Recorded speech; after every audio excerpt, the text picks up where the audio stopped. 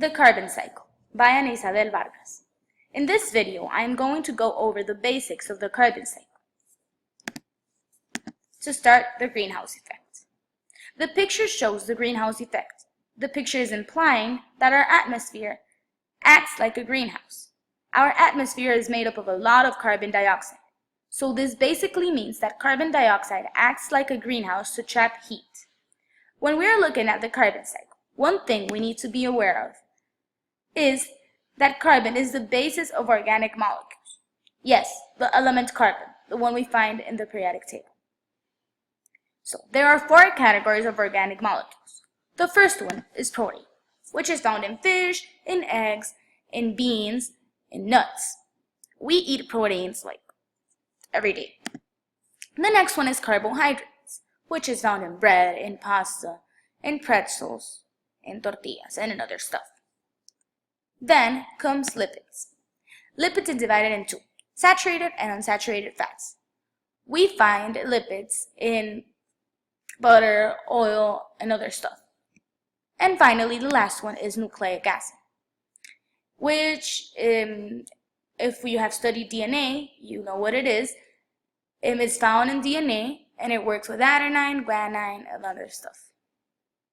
So, finally, the carbon cycle. The different stages of the carbon cycle. We're going to start with plants and producers. As you see, plants absorb carbon dioxide from the atmosphere. They do this during photosynthesis. When they take carbon dioxide, they produce glucose. So they absorb carbon dioxide from the atmosphere via photosynthesis, and they produce glucose. Then, when they do this, comes the animals. Glucose moves up the food chain when animals feed, like for example here, the rabbit feeds on the plant. The rabbit feeds on the plant. The rabbit is eating the plant, and it's taking glucose from the plant. Then, glucose moves up the food chain when the wolf eats the rabbit. When the wolf eats the rabbit. So what? Glucose is passing through the food chain. The rabbit and the wolf are exhaling carbon dioxide in the process of cellular respiration, which is a process where ATP energy is created and CO2 is created as a waste molecule. So when they go by cellular respiration, they produce as a waste product CO2, which is released to the atmosphere. CO2 is produced. So every time you exhale, you are producing CO2 as a waste.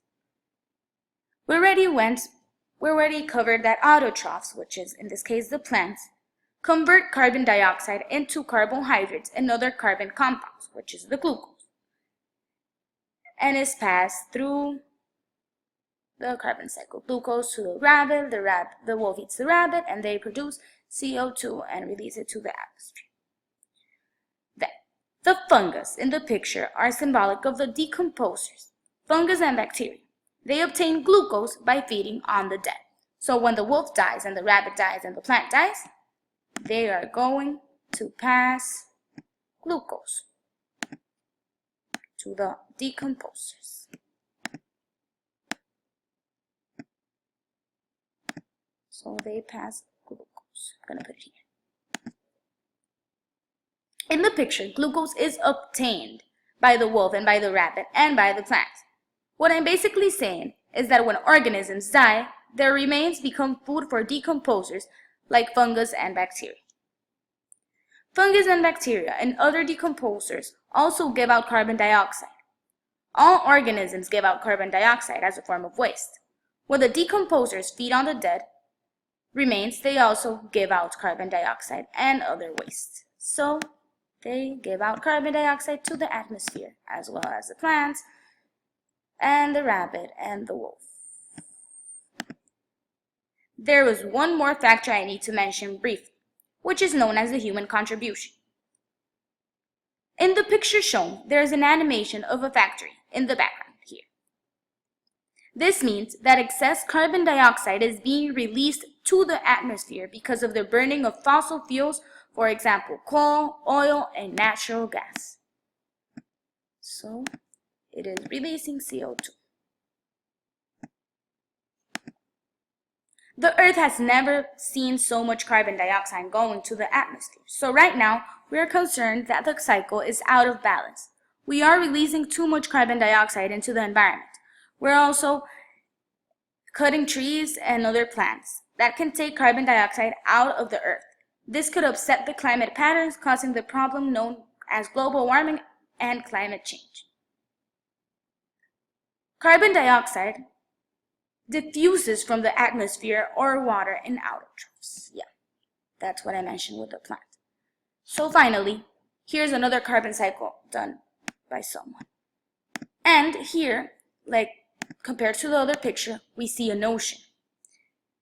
In aquatic ecosystems, carbon is present as dissolved carbon dioxide and hydrogen carbonate ion. So here inside the ocean, there is present carbon. Carbon is present. So methane is produced from organic matter and anaerobic conditions by methagonic archaeans, and some diffuses into the atmosphere or accumulates in the ground. So some, like methane, is accumulated in the ground. Here's the factory, fossil fuel, the forest, deforestation, respiration, and decomposition.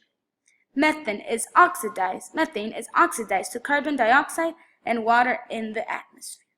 So humans and naturally humans are producing too much carbon dioxide, and this is a problem. Thank you for watching the video.